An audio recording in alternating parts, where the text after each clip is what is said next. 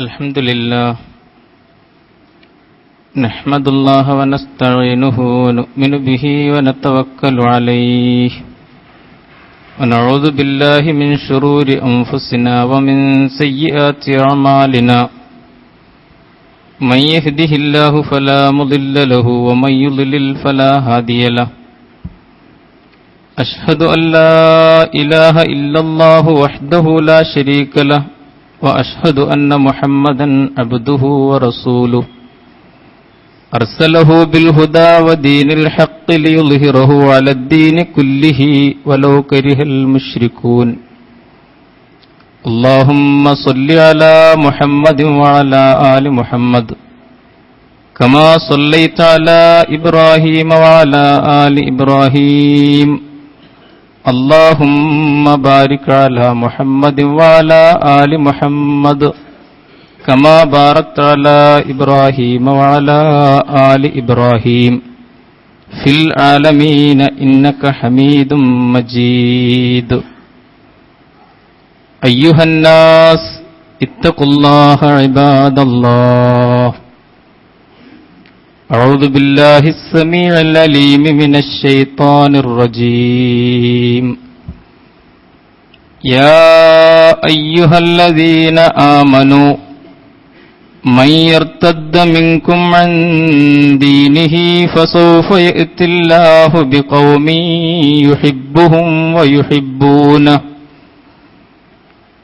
يحبهم ويحبونه أذلة على المؤمنين أعزة على الكافرين يجاهدون في سبيل الله ولا يخافون لومة لائم ذلك فضل الله يؤتيه من يشاء والله واسع عليم صدق الله العظيم لا حول ولا قوة إلا بالله عليه توكلت وإليه أنيب رب اشرح لي صدري ويسر لي أمري واحلل عقدة من لساني يفقهوا قولي. സത്യവിശ്വാസികളെ, വിശ്വാസിനികളെ, പടച്ചവനെ സൂക്ഷിച്ച് ജീവിക്കണമെന്ന് ആദ്യമേ വസിയ്യത്ത് ചെയ്യുന്നു, ഉത്ബോധിപ്പിക്കുന്നു. കാരുണ്യവാനായ നാഥൻ നാം ഏവരെയും അനുഗ്രഹിക്കുമാറാകട്ടെ. ഇസ്ലാമിക ആദർശ സമാജം ഒരിക്കലും തോൽക്കാത്ത സമാജമാണ് എന്ന് കഴിഞ്ഞ ആഴ്ച നാം സൂചിപ്പിച്ചു. ചരിത്രത്തിൽ ഒരിക്കലും യഥാർത്ഥ ഇസ്ലാമിക സമാജം തോറ്റിട്ടില്ല, ഇനിയൊരിക്കലും തോൽക്കുകയുമില്ല. റുസ്തമിന്റെ ദർബാറിൽ മഹാനായ റിബഈ റളിയല്ലാഹു അൻഹു പറഞ്ഞല്ലോ, അല്ലാഹു നിങ്ങൾക്ക് നൽകിയ വാഗ്ദത്തം എന്ത് എന്ന് ചോദിച്ചപ്പോൾ മരിച്ചാൽ ഞങ്ങൾക്ക് സ്വർഗം, ശേഷിച്ചാൽ ഞങ്ങൾക്ക് വിജയം. ഇത് മാത്രമാണ് യഥാർത്ഥ ഇസ്ലാമിക സമാജത്തിന്റെ മുമ്പിലുള്ളത്. അതുകൊണ്ട് രണ്ട് വിഭാഗമേ അവരിൽ ഉണ്ടാകൂ. വമിൻഹും മൻ ഖലാ നഹ്ബഹു വമിൻഹും മൻ യന്തളിർ. ഒരു കൂട്ടർ സ്വന്തം ദൗത്യം നിറവേറ്റി കടന്നുപോയ ആളുകൾ. രണ്ടാമത്തെ വിഭാഗം അവസരത്തിനായി മോഹത്തോടുകൂടി കാത്തിരിക്കുന്ന ആളുകൾ. ഇതാണ് ഇസ്ലാമിക സമാജം. ഈ സമാജത്തിന് തോൽവിയില്ല എന്ന് നാം സൂചിപ്പിച്ചു. പക്ഷെ ഇന്ന് മുസ്ലിങ്ങൾ എന്ന് അറിയപ്പെടുന്ന ഇസ്ലാമിക സമൂഹമെന്ന് മറ്റുള്ളവർ തെറ്റിദ്ധരിക്കുന്ന, ഒരുപക്ഷെ ഞാനും നിങ്ങളും പങ്കാളികളായ സമൂഹം, അത് തോറ്റിട്ടുണ്ടോ എന്ന് ചോദിച്ചാൽ പലപ്പോഴും പരാജയപ്പെട്ടിട്ടുണ്ട്. അവർ പരാജയപ്പെട്ടപ്പോഴൊക്കെ ലോകം അതിന് കനത്ത വില നൽകേണ്ടി വന്നിട്ടുണ്ട്. ലോകം നഷ്ടം അനുഭവിക്കേണ്ടി വന്നിട്ടുണ്ട്. മുസ്ലിങ്ങൾ എന്ന് തോൽക്കുന്നുവോ ആ തോൽവിയുടെ നഷ്ടം മുഴുവൻ ലോകമാണ് അനുഭവിക്കുന്നത്.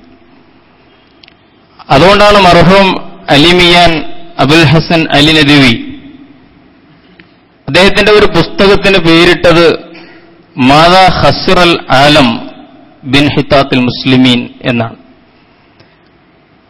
മുസ്ലിമീങ്ങളുടെ പതനം കൊണ്ട് ലോകത്തിന് എന്ത് നഷ്ടം സംഭവിച്ചു? ഇസ്ലാമിക സമൂഹം തോറ്റാൽ തോൽക്കുന്നത് ജനങ്ങളാണ് എന്നർത്ഥം. ഇസ്ലാമിക സമൂഹം അധപ്പതിച്ചാൽ അതിന്റെ വില കൊടുക്കേണ്ടി വരുന്നത് ലോക ജനതയാണ് എന്നർത്ഥം. ഒരിക്കലും ഒറിജിനൽ ഇസ്ലാമിക പക്ഷം തോൽക്കുകയില്ല.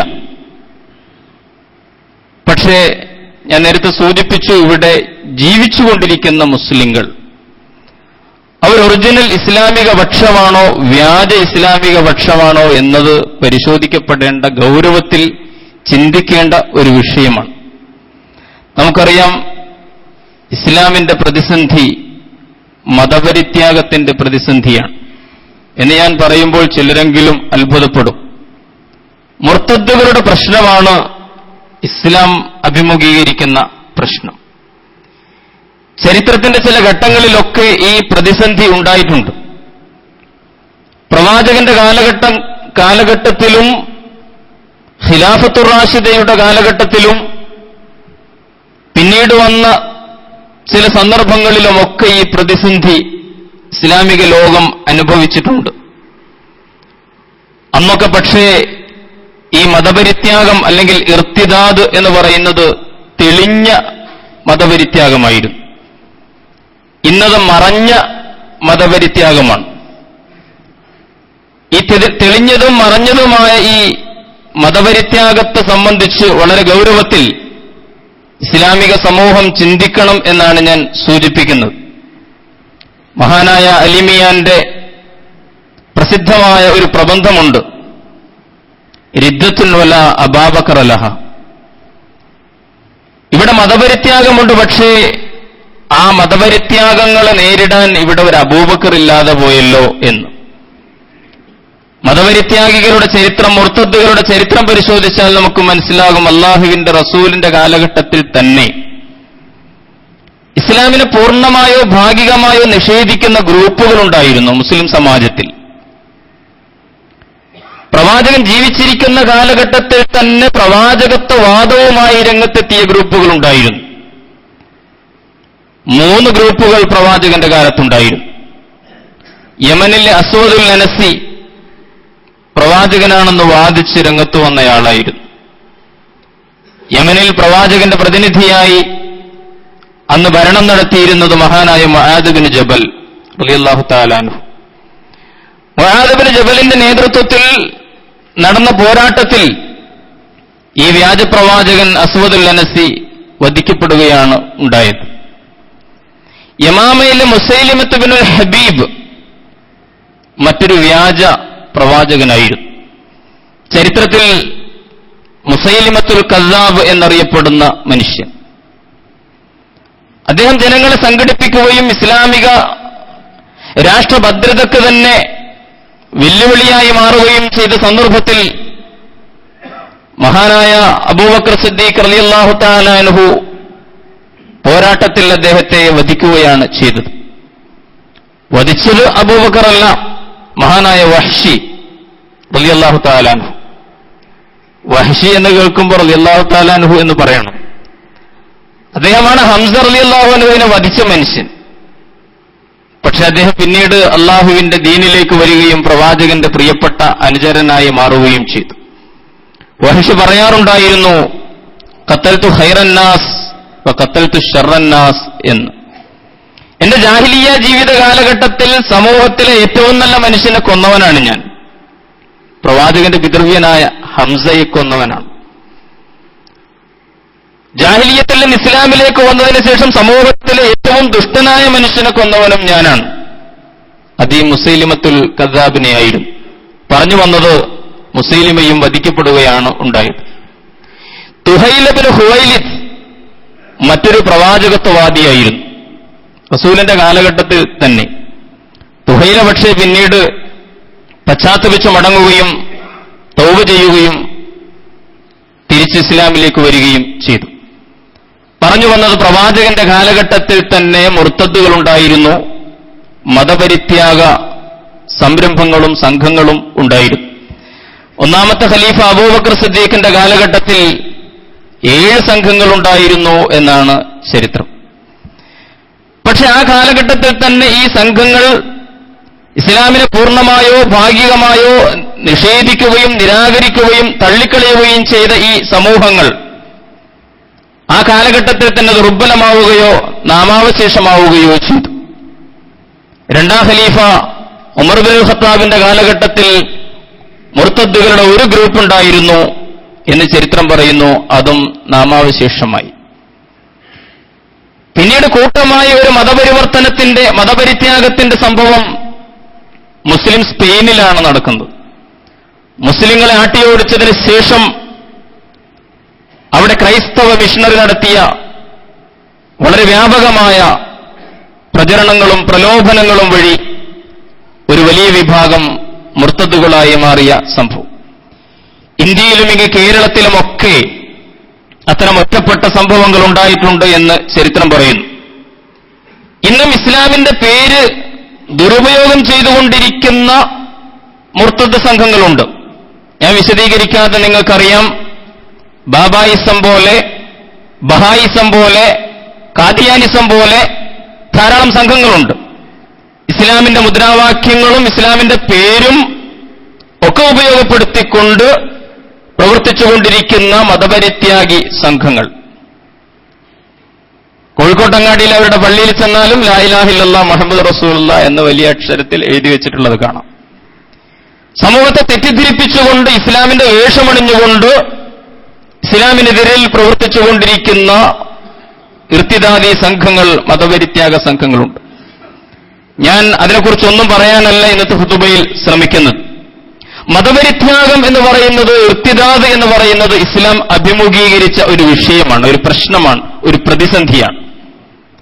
ആ വിഷയം തന്നെയാണ് ഇന്നും ഇസ്ലാം അനുഭവിച്ചുകൊണ്ടിരിക്കുന്ന പ്രതിസന്ധി. ഇപ്പറഞ്ഞ മുമ്പത്തെ എല്ലാ മുർത്തദ്ദുകളും സമൂഹത്തിന്റെ മുമ്പിൽ വെളിപ്പെടാൻ നിർബന്ധിതരായിരുന്നു. അവർ തെളിഞ്ഞ മതപരിത്യാഗികളായിരുന്നു. പക്ഷേ ഇന്ന് നമ്മൾ അനുഭവിക്കുന്ന ആന്തരികമായ പ്രതിസന്ധി എന്ന് പറയുന്നത് മറഞ്ഞ മതപരിത്യാഗമാണ്. തെളിഞ്ഞ ഇർത്തിദാദിന് പകരം മറഞ്ഞ മതപരിത്യാഗം. ഇവർ ഇസ്ലാമിന്റെ ഉള്ളിൽ തന്നെ നിന്നുകൊണ്ട്, മുസ്ലിങ്ങളുടെ ഭാഗമായി തന്നെ നിന്നുകൊണ്ട് എങ്ങോട്ടാണ് അവർ മതം മാറിപ്പോകുന്നത് എന്ന് ചോദിച്ചാൽ പടിഞ്ഞാറൻ സാംസ്കാരിക ജീവിത ശൈലിയിലേക്കാണ് അവർ മതം മാറിപ്പോകുന്നത്. പടിഞ്ഞാറൻ സാംസ്കാരിക പാളയം എന്ന് പറഞ്ഞാൽ മതവിരുദ്ധമാണ്, ദൈവവിരുദ്ധമാണ്, മൂല്യവിരുദ്ധമാണ്. പ്രവാചകന്മാർ പഠിപ്പിച്ച പാഠങ്ങളെ നിഷേധിക്കുന്ന സംസ്കാരമാണ്. ദേശീയതയുടെയും വംശീയതയുടെയും സംസ്കാരമാണ്. കുടുംബത്തിന്റെയും വംശത്തിന്റെയും പേരിലുള്ള പൊങ്ങച്ചങ്ങളുടെയും ദുരഭിമാനങ്ങളുടെയും സംസ്കാരമാണ്. ദുനിയാവിനോടുള്ള അടങ്ങാത്ത ആർത്തിയുടെയും സുഖാസക്തികളോടുള്ള അഭിനിവേശത്തിന്റെയും ജീവിതശൈലിയാണ്. പണത്തോടുള്ള അത്യാർത്തിയുടെ സംസ്കാരമാണ്. ദീനിനോട് അവഗണന പുലർത്തുന്ന സംസ്കാരമാണ്. അല്ല, തന്ത്രപരമായി ഒഴിഞ്ഞുമാറുന്ന സംസ്കാരമാണ്. ഇസ്ലാമിന്റെ പ്രതിയോഗികളാരോ ആ ശത്രുക്കളുടെ മുമ്പിൽ കുനിയുകയും ഇഴയുകയും വിധേയപ്പെടുകയും ചെയ്യുന്ന, വഴങ്ങുകയും ചെയ്യുന്ന സംസ്കാരമാണ്. വിശുദ്ധ ഖുർആനിന്റെ ഭാഷയിൽ അഇമ്മത്തുൻ യദ്ഊന ഇലന്നാർ, അഇമ്മത്തുൻ യദ്ഊന ഇലന്നാർ, ഖുർആൻ നരകനേതൃത്വം എന്നാണ് വിളിച്ചത്. നരകനേതൃത്വമാണവർ. പടിഞ്ഞാറിനോടുള്ള വിധേയത്വം, പടിഞ്ഞാറ് നിന്ന് ഇറക്കുമതി ചെയ്ത ജീവിത സംസ്കാരം, ആ സംസ്കാരത്തെ ഞാൻ നേരത്തെ സൂചിപ്പിച്ചതുപോലെ ദൈവവിശ്വാസവും മതവിശ്വാസവും പരലോകവിശ്വാസവും ഇസ്ലാമിന്റെ എല്ലാ അടിസ്ഥാന സ്തംഭങ്ങളെയും നിഷേധിക്കുന്ന, പ്രവാചകന്മാർ ഭൂമിയിൽ പരിചയപ്പെടുത്തിയ മനോഹരമായ ദൈവാനുസാരിയായ ജീവിതശൈലിയെ നിരാകരിക്കുന്ന സംസ്കാരം, ജീവിതത്തെ കളിയും വിനോദവും സുഖലോലുപതയും ആർഭാടങ്ങളുമാക്കി മാറ്റുന്ന ഒരു സംസ്കാരം. ആ ജീവിത സംസ്കാരത്തിലേക്ക്, ആ മതത്തിലേക്കാണ് ഇന്ന് മതപരിത്യാഗം സംഭവിച്ചുകൊണ്ടിരിക്കുന്നത്, ഇർത്തിദാദ് സംഭവിച്ചുകൊണ്ടിരിക്കുന്നത്. അതുകൊണ്ടത് ശ്രദ്ധിക്കപ്പെടാതെ പോവുകയാണ്. പ്രിയമുള്ളവരെ, വളരെ ഗൗരവത്തിൽ പരിശോധിക്കേണ്ട ഒരു വിഷയമാണ്. ഇസ്ലാമിക സമൂഹത്തിലെ നായകന്മാരും പണ്ഡിതന്മാരും വളരെ ഗൗരവത്തിൽ ആലോചിക്കേണ്ട വിഷയമാണ്. തെളിഞ്ഞ മതപരിത്യാഗത്തിന് പകരം മറഞ്ഞ മതപരിത്യാഗമായപ്പോൾ ശ്രദ്ധിക്കപ്പെടാതെ പോകും. നമ്മൾ ആലോചിച്ച് നോക്കൂ, പണ്ടൊരാൾ ഇസ്ലാമിൽ നിന്ന് മാറി, അയാൾ മറ്റൊരു മതം സ്വീകരിച്ചു, അയാൾ ശിർക്കിന്റെ മതം സ്വീകരിച്ചു. അയാൾ നെഞ്ചത്തും നെറ്റിയിലും കുറിവരച്ച് ചന്ദനം തൊട്ട് അയാൾ അമ്പലത്തിൽ പോകുന്നു. അതൊരു വലിയ സംഭവമാണ്, അതൊരു വലിയ വാർത്തയാണ്. ഇസ്ലാമിക സമൂഹം അത് ശ്രദ്ധിച്ചിരുന്നു. എവിടെയാണ് തെറ്റിദ്ധാരണകളെന്ന് കണ്ടെത്തുകയും ബോധ്യപ്പെടുത്താൻ ശ്രമിക്കുകയും ചെയ്തിരുന്നു. ഇസ്ലാമിന്റെ മുഖമെന്താണെന്ന് സമൂഹത്തിന്റെ മുമ്പിൽ അനാവരണം ചെയ്യാൻ ശ്രദ്ധിച്ചിരുന്നു. മറ്റൊരു മതത്തിലേക്ക്, അവരുടെ ചിഹ്നങ്ങൾ സ്വീകരിച്ചുകൊണ്ട് അല്ലെങ്കിൽ മറ്റൊരു പ്രസ്ഥാനത്തിലേക്ക് മാറുമ്പോൾ. പക്ഷേ ഈ മറഞ്ഞ മതപരിത്യാഗത്തിൽ ഇത്തരത്തിലൊന്നും സംഭവിക്കുന്നില്ല. അവർ സ്വയം മറ്റൊരു മതാനുയായിയായി എന്ന് പ്രഖ്യാപിക്കുന്നില്ല. അവർ കുടുംബത്തിൽ നിന്ന് മാറി നിൽക്കുന്നില്ല. അവർ ബന്ധങ്ങൾ അർത്ഥമുറിക്കുന്നില്ല. അവർ ഈ സമുദായത്തിന്റെ തന്നെ ഭാഗമായി നിന്നുകൊണ്ട്, ഈ സമൂഹത്തിന്റെ തന്നെ ചിഹ്നങ്ങളും മുദ്രകളും അണിഞ്ഞുകൊണ്ട് ഇസ്ലാമിനെയും ഇസ്ലാമിക സമൂഹത്തെയും തെറ്റിദ്ധരിപ്പിക്കാനും വളരെ ബോധപൂർവം തകർക്കാനും ശ്രമിച്ചുകൊണ്ടിരിക്കുന്നു എന്ന് നിങ്ങൾക്ക് കാണാൻ കഴിയും. ഞാൻ നേരത്തെ സൂചിപ്പിച്ച പടിഞ്ഞാറിന്റെ സാംസ്കാരിക ജീവിതത്തിലേക്ക് മതം മാറിയ ആളുകൾ വളരെ വ്യാജമായ പേരുകൾ സ്വീകരിച്ചുകൊണ്ട്, അഥവാ അവർക്ക് വിശ്വാസമില്ലാത്ത, അവർക്ക് താൽപര്യമില്ലാത്ത ഇസ്ലാമിന്റെ ചിഹ്നങ്ങളെ സ്വീകരിച്ചുകൊണ്ട് തന്നെ ഉള്ളിൽ നിന്നുകൊണ്ട് ഇസ്ലാമിനെ തകർക്കാനുള്ള വളരെ ബോധപൂർവമായ ശ്രമം നടത്തിക്കൊണ്ടിരിക്കുകയാണ്. പടിഞ്ഞാറിന്റെ സംസ്കാരം നമ്മുടെ ജീവിതത്തെ സ്വാധീനിച്ചത് അതിന്റെ കലയിലൂടെ, അതിന്റെ സാഹിത്യത്തിലൂടെ, അതിന്റെ സംഗീതത്തിലൂടെ, അതിന്റെ സിനിമകളിലൂടെ നമ്മുടെ മനസ്സുകളിലേക്കും ജീവിതത്തിലേക്കും നമ്മളറിയാതെ തന്നെ നമ്മളെ അധിനിവേശം ചെയ്യുന്ന പുതിയ രീതിയിൽ നിന്ന് വികസിക്കുകയും വ്യാപിക്കുകയും ചെയ്തുകൊണ്ടിരിക്കുകയാണ്. ഞാൻ വിശദീകരിക്കുന്നില്ല. പറഞ്ഞു വന്നതിന്റെ ചുരുക്കം, അള്ളാഹുവിന്റെ ദീനിനോടുള്ള, ഇത് നമുക്ക് വളരെ സൂക്ഷ്മമായി ശ്രദ്ധിച്ചാൽ മനസ്സിലാക്കാവുന്ന ഒരു കാര്യമാണ്. നമുക്കിടയിൽ, നമ്മൾ ചെലവിന് കൊടുക്കുന്ന നമ്മുടെ ഇണകൾക്കിടയിൽ, നമ്മുടെ പൊന്നോമന മക്കൾക്കിടയിൽ, നമ്മുടെ സഹോദരങ്ങൾക്കിടയിൽ ഈ മതപരിത്യാഗം വളർന്നുകൊണ്ടിരിക്കുന്നുണ്ട്. അള്ളാഹുവിന്റെ ദീനിനോടുള്ള അവഗണന, വളരെ ബോധപൂർവം ദീനീ സംരംഭങ്ങളിൽ നിന്ന് വിട്ടുനിൽക്കുന്ന മനസ്സ്, പണത്തോടുള്ള അമിതമായ ആഡംബരങ്ങളോടുള്ള അത്യാർത്തി. കഴിഞ്ഞ ആഴ്ച നാം സൂചിപ്പിക്കുകയുണ്ടായി, നമ്മുടെ പൂർവ്വസൂരികളായ മനുഷ്യർ എങ്ങനെയാണ് ഭൗതികാഡംബരങ്ങളെ കണ്ടത് എന്ന്.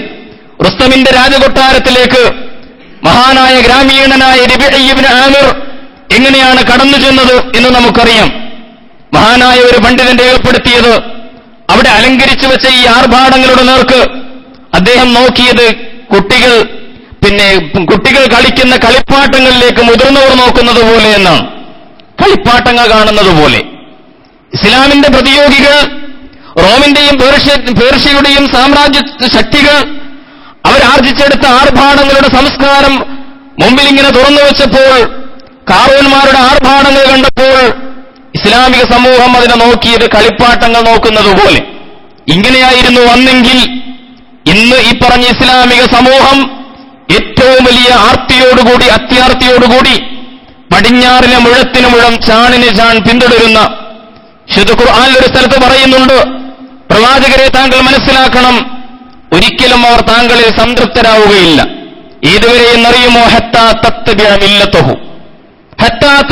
മില്ലതഹു. അവരുടെ മാർഗം എന്താണോ, അവരുടെ ജീവിതം എന്താണോ, അവരുടെ ശൈലികൾ എന്താണോ, അത് താങ്കൾ ജീവിതത്തിൽ പിന്തുടരുന്നതുവരെ താങ്കളിൽ അവർ സംപ്രീതരാവുകയില്ല. പടിഞ്ഞാറൻ നാഗരികത സംപ്രീതരാവുകയില്ല. അമേരിക്ക തൃപ്തിപ്പെടുകയില്ല. ഇസ്ലാമിക സമൂഹം ഇങ്ങനെയായി തീരണം. അതാണ് അവരുടെ പ്രഖ്യാപിതമായ ലക്ഷ്യം. ആ ലക്ഷ്യത്തിലേക്കാണ് ഇന്ന് പോയിക്കൊണ്ടിരിക്കുന്നത്. ഒരു ഭൗതികവാദിയുടെ പണത്തോടുള്ള എല്ലാ ആസക്തികളും, സുഖങ്ങളോടുള്ള എല്ലാ അത്യാർത്തികളും, ഇതെല്ലാം ഇസ്ലാമിക സമൂഹത്തെ ഗ്രസിച്ചുകൊണ്ടിരിക്കുന്നു. വിശദീകരിക്കുന്നില്ല. പത്രമാധ്യമങ്ങളും എന്തിന് നമ്മുടെ ചുറ്റുപാടുകളും നിരീക്ഷിച്ചുകൊണ്ടിരിക്കുന്ന സഹോദരങ്ങൾക്ക് ഈ വസ്തുതകൾ കാണാൻ കഴിയും. പറയുന്നത് അഇമ്മത്തു യദ്ഊന ഇലന്നാർ, നരകനേതൃത്വം എന്ന് വിശുദ്ധ ഖുർആൻ വിശേഷിപ്പിച്ച ഇസ്ലാമിന്റെ പ്രതിയോഗികളുടെ സംസ്കാരത്തിലേക്ക് മതം മാറിക്കൊണ്ടിരിക്കുന്നവർ നമ്മുടെ കുടുംബത്തിൽ വളർന്നുകൊണ്ടിരിക്കുന്നു, നമ്മുടെ മക്കൾക്കിടയിൽ, നമ്മുടെ ഭാര്യമാർക്കിടയിൽ, നമ്മുടെ സഹോദരങ്ങൾക്കിടയിൽ വളർന്നുകൊണ്ടിരിക്കുന്നു എന്ന് വളരെ ഗൗരവത്തിൽ നമ്മൾ തിരിച്ചറിയണം. ഇത് വളരെ വളരെ വളരെ ഗൗരവമുള്ള ഒരു പ്രതിസന്ധിയായി തിരിച്ചറിഞ്ഞുകൊണ്ട് അതിന് പ്രായോഗികമായ പരിഹാരം കാണേണ്ടവരാണ് നമ്മൾ. ഈ സാംസ്കാരിക സമരമാണ് ഇന്നത്തെ ഏറ്റവും വലിയ ജിഹാദ് എന്ന് പറയുന്നത്. എല്ലാ കൈവഴികളിലൂടെയും ഈ സംസ്കാരം അരിച്ചിറങ്ങിക്കൊണ്ടിരിക്കുകയാണ്. 2-3 വയസ്സുള്ള നമ്മുടെ കുട്ടികൾ സംസാരിക്കുന്നിടം മുതൽ നിങ്ങൾ ശ്രദ്ധിക്കുക, ആരുടെ സ്വാധീനമാണ് അവിടെ എന്ന്, എത്ര അർത്ഥരഹിതമായ പൊങ്ങച്ചങ്ങളിലാണ് നമ്മൾ ജീവിച്ചുകൊണ്ടിരിക്കുന്നത് എന്ന്. നമ്മുടെ ചടങ്ങുകൾ, നമ്മുടെ ആഘോഷങ്ങൾ നമ്മൾ പരിശോധിച്ചു നോക്കുക, അവിടെയൊക്കെ ഈ അനുകരണം നമ്മൾക്ക് കാണാൻ കഴിയും, ദുരഭിമാനങ്ങൾ കാണാൻ കഴിയും, ആവശ്യമില്ലാത്ത പൊങ്ങച്ചങ്ങൾ കാണാൻ കഴിയും, അടിസ്ഥാനരഹിതമായ വിരോധങ്ങൾ കാണാൻ കഴിയും. എന്തുമാത്രം എന്ന് ചോദിച്ചാൽ അള്ളാഹുവിന്റെ വിശുദ്ധ ഖുർആനിന്റെ ഭാഷയോട് പോലും ഒരുതരം പുച്ഛമനോഭാവം കാണിക്കുന്ന ആളുകൾ. ശ്രദ്ധിക്കണം നിങ്ങൾ, അവർ ഇംഗ്ലീഷിനെ വാഴ്ത്തിപ്പാടും, അറബി എന്ന് പറഞ്ഞാൽ അതിനോടൊപ്പം നിൽക്കാൻ പറ്റാത്തതായിട്ട് പറയും. അടുത്ത കാലത്താണല്ലോ നമ്മുടെ നാട്ടിൽ ഒരു മതപ്രഭാഷണ വേദിയിൽ കേട്ട ഒരു പരാമർശം, ഒരു ഇംഗ്ലീഷ് പ്രൊഫസർ, അദ്ദേഹം ഞാൻ നേരത്തെ പറഞ്ഞ ഇസ്ലാമിന്റെ പേര് സ്വീകരിച്ചുകൊണ്ട് നിരന്തരം അദ്ദേഹത്തിന്റെ പത്രമാധ്യമങ്ങളിലൂടെ, അദ്ദേഹത്തിന്റെ പ്രഭാഷണങ്ങളിലൂടെ ഇസ്ലാമിനെ തകർക്കാൻ ശ്രമിച്ചുകൊണ്ടിരിക്കുന്ന, പതിറ്റാണ്ടുകളായി ശ്രമിച്ചുകൊണ്ടിരിക്കുന്ന ഒരു മനുഷ്യൻ. അദ്ദേഹം തൊഴിൽപരമായിട്ടൊരു ഇംഗ്ലീഷ് അധ്യാപകനാണ്, ഒരു കോളേജ്. ഈ നടന്ന സംവാദത്തിൽ ഒരു മുസ്ലിം പണ്ഡിതൻ പ്രസംഗിച്ചു. അദ്ദേഹം അതുപോലെ തന്നെ UGC ശമ്പളം വാങ്ങിക്കുന്ന ഒരു അറബി പ്രൊഫസറാണ്. ഇദ്ദേഹത്തിന്റെ ഏറ്റവും വലിയൊരു വിമർശനം, ആ അറബി മുൻഷി വന്നിട്ട് പറഞ്ഞു പോയല്ലോ, അറബി മുൻഷി എന്ന് പറഞ്ഞിട്ട് അറബിയെ കൊച്ചാക്കി കാണിച്ചുകൊണ്ട് അതിന്റെ പിന്നിലുള്ള യുക്തി നമ്മൾ ആലോചിച്ച് നോക്കും. ഞാൻ പഠിപ്പിക്കുന്നത് ഇംഗ്ലീഷാണ്, അതുകൊണ്ട് ഇതിന് മഹത്വമുണ്ട്. ഈ രാജ്യത്തെ അടിമകളാക്കി വെച്ച ഒരു വിഭാഗം അധിനിവേശ ശക്തികളുടെ ഭാഷ, ആ വിധേയത്വം ഇന്നും മനസ്സിൽ. ഇംഗ്ലീഷ് ഭാഷ പഠിപ്പിക്കുന്ന ഞാൻ ഉന്നതനും, അറബി ഭാഷ പഠിപ്പിക്കുന്നവൻ ഒരു മുല്ലയായി, മുൻഷിയായി, തരംതാണവനായി ചിത്രീകരിച്ചുകൊണ്ടാണ് അദ്ദേഹം സംസാരിക്കുന്നത്. ഇത് നമുക്കിടയിലേക്കും വ്യാപിച്ചിട്ടുണ്ട്. സ്കൂളിൽ പഠിപ്പിക്കുന്ന ഒരു അധ്യാപകനാണെങ്കിൽ മനസ്സിലാകും, ഞങ്ങൾ അറബി എടുക്കുന്നില്ല, ഖുർആൻ പഠിക്കാനുള്ള അത് വേണ്ടതില്ല എന്ന് നമ്മൾ മാതാപിതാക്കൾ തന്നെ സ്കൂളിൽ വന്നിട്ട് അധികൃതരോട് പറയുന്നു. ഇസ്ലാമിന്റെ ചിഹ്നങ്ങളോട് പോലും പുച്ഛം, ഇസ്ലാമിന്റെ വസ്ത്രധാരണ രീതിയോട് നമ്മുടെ പെൺകുട്ടികൾ കറപ്പ്, ഈ പർദ്ദയൊക്കെ ധരിച്ചുകൊണ്ട്, ഇങ്ങനെ മറച്ചുകൊണ്ടുള്ള ഈ വസ്ത്രം ധരിച്ചുകൊണ്ട്, ഇതൊക്കെ ഈ കാലഘട്ടത്തിന് ചേർന്നതാണോ? നമ്മുടെ കുട്ടികൾ ചോദിച്ചുകൊണ്ടിരിക്കുന്നു. അവരുടെ സംഭാഷണ രീതികൾ നിങ്ങൾ ശ്രദ്ധിക്കുക.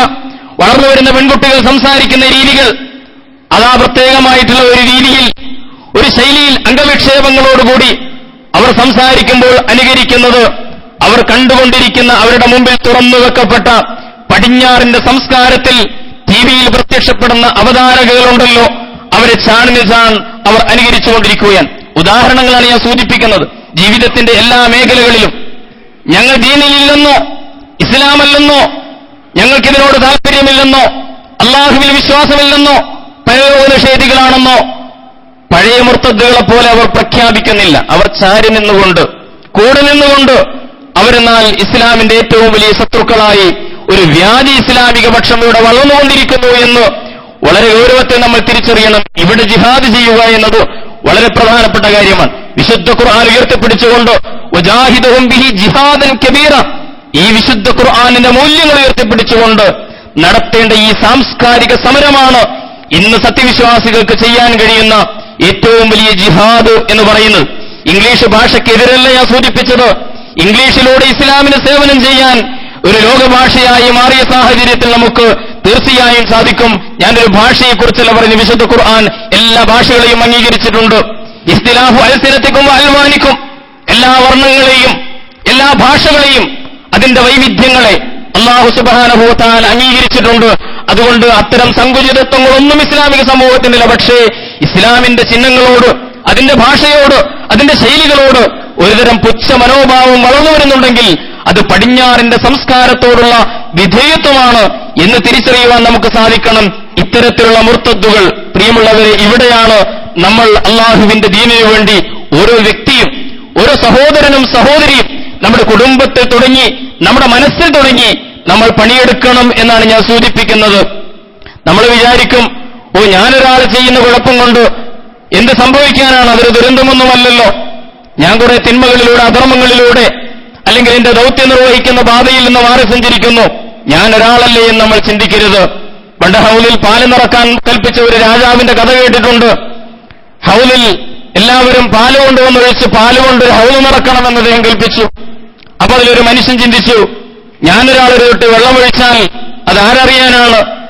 അയാളങ്ങനെ ഒരു തൊട്ട് വെള്ളമൊഴിച്ച് എല്ലാവരും പാലൊഴിക്കുമ്പോ പിന്നെ ഞാൻ വെള്ളമൊഴിച്ചതാരും അറിയുകയില്ലല്ലോ, കണ്ടുപിടിക്കപ്പെടുകയില്ലല്ലോ എന്ന്. പക്ഷെ ഓരോ മനുഷ്യനും അങ്ങനെ തന്നെയാണ് ചിന്തിച്ചത്. അങ്ങനെ പിറ്റേന്ന് രാജാവ് നോക്കുമ്പോൾ ഹൗല് മുഴുവൻ വെള്ളം കൊണ്ട് തന്നെയാണ് നിറഞ്ഞിരിക്കുന്നത്. ഇതുപോലെയല്ല ഇസ്ലാമിക സമൂഹത്തിലെ അംഗങ്ങൾ പ്രതികരിക്കേണ്ടത്. ഞാൻ എന്നിൽ മാറ്റം വരുത്തിക്കൊണ്ട്, എന്റെ കുടുംബത്തിൽ, എന്റെ മക്കളിൽ, എന്റെ ഇണയിൽ മാറ്റം വരുത്തിക്കൊണ്ട് ഈ സാംസ്കാരിക ജീർണതകൾക്കെതിരെ പ്രതികരിക്കുവാൻ നമുക്ക് സാധിക്കേണ്ടതുണ്ട്. ഇതൊരു തരം ഇർത്തിദാദാണ്. ഇത് ഞാനായിട്ട് പറഞ്ഞതല്ല, മഹാന്മാരായ പണ്ഡിതന്മാർ, അബുൽ ഹസൻ അൽ-നബിയെ പോലുള്ള മഹത്തുക്കളായ പണ്ഡിതന്മാർ നേരത്തെ ചൂണ്ടിക്കാണിച്ചിട്ടുണ്ട്. ഇന്നും റിദ്ദത്തുണ്ട്, പക്ഷേ അതിനെ നേരിടുവാൻ അബൂബക്കർ സിദ്ദീഖുമാരില്ല, ഉമർ ഇബ്നു അബ്ദുൽ അസീസുമാരില്ല, മുഹീദ്ദീൻ ശൈഖുമാരില്ല. നമുക്കറിയാമല്ലോ, ഒരു കാലഘട്ടത്തിൽ ഗ്രീക്ക് ഫിലോസഫിയുടെ, ഗ്രീക്ക് തത്വശാസ്ത്രത്തിന്റെ കടന്നുകയറ്റം ഇസ്ലാമിക സമാജത്തിൽ സംഭവിച്ചുകൊണ്ടിരിക്കുന്ന സന്ദർഭത്തിൽ എല്ലാ അർത്ഥത്തിലും അതിനെ നേരിടുവാൻ മുന്നിട്ടിറങ്ങി പണ്ഡിതന്മാർ രംഗത്ത് വന്നു. മഹാനായ ഇമാം അബൂ ഹാമിദ് ഗസാലിയെ പോലെ പണ്ഡിതന്മാർക്കിടയിലും ചിന്തകന്മാർക്കിടയിലും ബുദ്ധിജീവികൾക്കിടയിലും അദ്ദേഹം വളരെ കാര്യമായി പണിയെടുത്തു. ആ ഫിലോസഫിയുടെ, ഗ്രീക്ക് ഫിലോസഫിയുടെ അടിസ്ഥാനങ്ങൾ മുഴുവൻ പഠിച്ചുകൊണ്ട് അതിൽ ആധികാരികമായ ഗ്രന്ഥം രചിച്ചുകൊണ്ട് ഇസ്ലാമിക സമൂഹത്തെ അതിന്റെ നിരൂപണം നടത്തിക്കൊണ്ട് ആ മാർഗത്തിൽ നിന്ന് പിന്തിരിപ്പിക്കാൻ ബുദ്ധിജീവികൾക്കിടയിൽ ഇമാം ഗസാലി പരിശ്രമിച്ചു. ഹിജ്റ 5-ാം നൂറ്റാണ്ടിൽ. അതേ സന്ദർഭത്തിൽ തന്നെ മഹാനായ മുഹീദ്ദീൻ ശൈഖ് റഹ്മത്തുള്ളാഹി അലൈഹി, അദ്ദേഹം ആ കാലഘട്ടത്തിൽ ജനകീയ സദസ്സുകൾ ഉപയോഗപ്പെടുത്തിക്കൊണ്ട് സാധാരണക്കാരായ ജനങ്ങൾ, നേരത്തെ പറഞ്ഞ പണ്ഡിതന്മാരിലും ചിന്തകന്മാരിലും ബുദ്ധിജീവികളിലും ഒന്നും പെടാത്ത സാധാരണക്കാരായ മനുഷ്യരെ ലക്ഷ്യം വെച്ചുകൊണ്ട് മനോഹരമായ ആത്മീയതയുടെ ഉന്നതമായ ഭാഷയിൽ സംസാരിച്ചുകൊണ്ട് ഈ സാംസ്കാരിക അധിനിവേശത്തിൽ നിന്നും അടിമത്തത്തിൽ നിന്നും അവരെ മോചിപ്പിക്കാൻ വേണ്ടി വളരെ ബോധപൂർവം പരിശ്രമിക്കുകയുണ്ടായി. ഷെയ്ഖ് അഹമ്മദ് സർഹിന്ദി, നമുക്കറിയാമല്ലോ, ഇന്ത്യയിൽ ജീവിച്ച മഹാപണ്ഡിതനും പരിഷ്കർത്താവുമായിരുന്നു. അക്ബറിന്റെ കാലഘട്ടത്തിൽ, മുഗൾ രാജാവായിരുന്ന അക്ബറിന്റെ കാലഘട്ടത്തിൽ ഇത്തരം ഒരു വലിയ മാനീയ പടർന്നു പിടിച്ചു. അക്ബർ ഉണ്ടാക്കിയതാണ്. അയാളുടെ തോന്നിയാസങ്ങൾക്ക് ന്യായീകരണം കണ്ടെത്തുവാൻ വേണ്ടി ഒരു പുതിയ മതമുണ്ടാക്കി. അത് മറ്റൊരു തരം ഇർത്തിദാദായിരുന്നു, മതപരിത്യാഗമായിരുന്നു. വേറെ പലതും കൂട്ടിച്ചേർത്തുകൊണ്ട് ഇസ്ലാമിന്റെ തത്വങ്ങളെ വികലമാക്കി, ഇസ്ലാമിന്റെ തൗഹീദിൽ വെള്ളം ചേർത്തു. ഇത്തരമൊരു സംസ്കാരം പടർന്നുകൊണ്ടിരിക്കുമ്പോൾ മഹാനായ ഷെയ്ഖ് അഹമ്മദ് സർഹിന്ദി റഹ്മത്തുള്ളാഹി അലൈഹി രംഗത്ത് വരികയും അദ്ദേഹവും അദ്ദേഹത്തിന്റെ ശിഷ്യന്മാരും കൂടി വളരെ ശക്തമായി ഇതിനെ ചെറുക്കുകയും തോൽപ്പിക്കുകയും ചെയ്തു എന്ന് നമുക്കറിയാം. ഞാൻ സൂചിപ്പിക്കുന്നത്, അത്തരം തെളിഞ്ഞ ഇർത്തിദാദുകൾക്ക് പകരം മറഞ്ഞ മതപരിത്യാഗം നമ്മുടെ ഓരോരുത്തരുടെയും വീടുകളിലും കുടുംബങ്ങളിലും സംഭവിച്ചുകൊണ്ടിരിക്കുന്ന ഈ കാലഘട്ടത്തിൽ വളരെ ഗൗരവത്തോടുകൂടി ഉണരുവാൻ നമുക്ക് സാധിക്കണം. വിശുദ്ധ ഖുർആൻ വളരെ ഗൗരവത്തിൽ സൂറത്തുൽ മാഇദ 54-ാമത്തെ വചനത്തിൽ ഉണർത്തുന്നു, യാ അയ്യുഹല്ലദീന ആമനൂ, അല്ലാഹുവിന്റെ ആധിപത്യം അംഗീകരിച്ച, മുഹമ്മദ് നബിയുടെ നായകത്വം അംഗീകരിച്ചവരെ, മുഹമ്മദ് നബിയുടെ നായകത്വം അംഗീകരിച്ചവരെയാണ് യാ അയ്യുഹല്ലദീന ആമനൂ എന്ന് ഖുർആൻ വിളിക്കുന്നത്. യാ അയ്യുഹല്ലദീന ആമനൂ മയ്യർതദ്ദ മിൻകും അൻ ദീനിഹി, ആരാണ് തന്റെ ദീനിൽ നിന്ന് പരിത്യാഗിയായി പോകുന്നത്, മുർത്തദ്ദായി മാറുന്നത്, ഫസൗഫ യഅ്തില്ലാഹു ബിഖൗമിൻ, അവരെ കൊണ്ട് പടച്ചവന്റെ ദൗത്യം ഇവിടെ പൂർത്തീകരിക്കുകയില്ല, അവരെ കൊണ്ട് അല്ലാഹുവിനൊരു കാര്യവുമില്ല. അതുകൊണ്ട് പടച്ച തമ്പുരാൻ എന്ത് ചെയ്യും? ഫസൗഫ യഅ്തില്ലാഹു ബിഖൗമിൻ, പടച്ചവൻ മറ്റൊരു സമാജത്തെ കൊണ്ടുവരും. ഈ ലോകത്ത് മറ്റൊരു സമൂഹത്തെ അല്ലാഹു കൊണ്ടുവരും.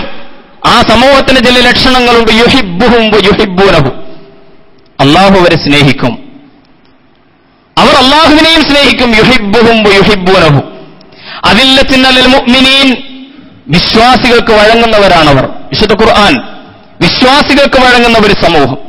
അഇസ്സത്തിൻ അലൽ കാഫിരീൻ, പടച്ചവൻ നൽകിയ പാഠങ്ങളെ നിരാകരിക്കുന്ന നിഷേധികളോട് ഒരിക്കലും ആ നിഷേധികൾക്ക് വഴങ്ങാതെ ജീവിതത്തിൽ പിടിച്ചു നിൽക്കുന്ന ആളുകൾ. യുജാഹിദൂന ഫീ സബീലില്ലാ, അല്ലാഹുവിന്റെ വഴിയിൽ സമരം ചെയ്തുകൊണ്ടിരിക്കുന്ന ആളുകൾ. അത് നാവുകൊണ്ടുള്ള സമരമാകാം, അത് പേന കൊണ്ടുള്ള സമരമാകാം, അത് പണം കൊണ്ടുള്ള സമരമാകാം, അത് ശരീരം കൊണ്ടുള്ള ത്യാഗമാകാം. ഇതെല്ലാം ഉൾപ്പെടുന്ന അല്ലദീന യുജാഹിദൂന ഫീ സബീലില്ലാ, അവർ അല്ലാഹുവിന്റെ വഴിയിൽ സമരം ചെയ്തുകൊണ്ടിരിക്കുന്നവരായിരിക്കും. വലാ യഖാഫൂന ലൗമത ലായിം. ഈ ആദർശ ജീവിതത്തിന്റെ പാതയിൽ ഒരു ആക്ഷേപത്തെയും ഒരു വിമർശകന്റെ ആക്ഷേപത്തെയും തരിമ്പും കൂസാത്ത, പരിഗണിക്കാത്ത, അതിനെ ഭയപ്പെടാത്ത ആളുകളായിരിക്കും അവർ. ഇങ്ങനെയുള്ള ആളുകളെ അല്ലാഹു പകരം കൊണ്ടുവരും. ദാലിക ഫളലുല്ലാഹി യുഅ്തീഹി മൻ യശാ. അത് അല്ലാഹുവിന്റെ അനുഗ്രഹമാണ്, അവൻ ഉദ്ദേശിക്കുന്നവർക്ക് നൽകും. വല്ലാഹു വാസിഉൻ അലീം. അല്ലാഹു വിശാലനാണ്, അവനെല്ലാം അറിയുന്നവനാണ് എന്ന് വിശുദ്ധ ഖുർആൻ പറയുന്നു. ഈ 6 ലക്ഷണങ്ങളുള്ള ഒരു സമൂഹം, ഈ സമൂഹമാണ് ഇസ്ലാമിക സമാജം, ഒറിജിനൽ ഇസ്ലാമിക പക്ഷം എന്ന് പറയുന്നത്. നിങ്ങളെ കൊണ്ട് ഈ ദൗത്യം നിർവഹിക്കാൻ കഴിഞ്ഞില്ലെങ്കിൽ, നിങ്ങൾ ഒളിച്ചോടുകയാണെങ്കിൽ, നിങ്ങൾ മറ്റേതെങ്കിലും സംസ്കാരത്തിന് വിധേയരാണെങ്കിൽ, നിങ്ങൾ ഒളിഞ്ഞതോ തെളിഞ്ഞതോ ആയ മതപരിത്യാഗികളായി മാറുകയാണെങ്കിൽ, പടച്ചതമ്പുരാൻ ഈ ലക്ഷണങ്ങളുള്ള, ഈ 6 ലക്ഷണങ്ങളുള്ള ഒരു സമൂഹത്തെ അള്ളാഹു സ്നേഹിക്കുന്ന, അള്ളാഹുവിനെ സ്നേഹിക്കുന്ന, വിശ്വാസികൾക്ക് മാത്രം വഴങ്ങുന്ന, അവിശ്വാസികൾക്ക് വഴങ്ങാത്ത, പടച്ചവന്റെ പാതയിൽ നിരന്തരം പണിയെടുത്തുകൊണ്ടിരിക്കുന്ന, ആ മാർഗത്തിൽ ആരുടെ ആക്ഷേപവും വകവെക്കാത്ത ഒരു സമൂഹത്തെ, നിർഭയത്വമുള്ള ഒരു സമൂഹത്തെ, ഈ 6 മുദ്രകളുള്ള ഒരു സമൂഹത്തെ ഫസൗഫ യഅ്തില്ലാഹു ബിഖൗമിൻ, അല്ലാഹു ഇവിടെ കൊണ്ടുവരും നിങ്ങൾ മുർത്തദ്ദുകളായി മാറിയാൽ എന്ന് വിശുദ്ധ ഖുർആൻ വളരെ ഗൗരവത്തിൽ നമ്മെ ഉണർത്തുന്നു. കാലഘട്ടങ്ങളിൽ, ചരിത്രത്തിൽ വീണ്ടും ഇർത്തിദാദുകൾ സംഭവിക്കാം, മതപരിത്യാഗങ്ങൾ സംഭവിക്കാം. അതിന് പല രൂപങ്ങളും കോലങ്ങളും ഉണ്ടാകാം, 1000 രീതികളുണ്ടാകാം. അത്തരം സന്ദർഭങ്ങളിലൊക്കെ പ്രസക്തമാണ് വിശുദ്ധ ഖുർആനിലെ സൂറത്തുൽ മാഇദയിലെ 54-ാമത്തെ ഈ വചനം. വളരെ ഗൗരവത്തിൽ കാര്യങ്ങൾ തിരിച്ചറിയുവാനും എവിടെയാണോ പോരായ്മകൾ അത് തിരുത്തുവാനും നമുക്ക് സാധിക്കേണ്ടതുണ്ട്. കാര്യങ്ങൾ ശരിയായി മനസ്സിലാക്കാൻ റബ്ബ് സുബ്ഹാനഹു വ തആല നമുക്ക് തൗഫീഖ് നൽകി അനുഗ്രഹിക്കുമാറാകട്ടെ.